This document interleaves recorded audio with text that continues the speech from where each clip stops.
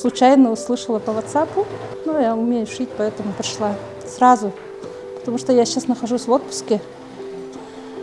Свободного времени немного, поэтому как началась вот эта мобилизация, я сразу пришла. Сначала в ателье Каре там шили, потом нам дополнительно дали вот это помещение, и некоторые перешли сюда. Мы тут шьем уже 2 недели. Начали с толстовок, начали шить. Ну, за неделю шили где-то 40 комплектов толстовки со штанами теплыми. Толстовки у нас флисовые, размер 54-56 получается, ну, универсальный размер. Для удобства мы капюшон не стали шить.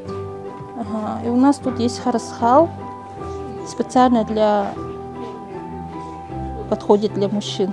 Ага, харасхал. Ну, материал теплый, очень удобный, тянется, тут карманами. И брюки тоже под цвет у нас не получилось.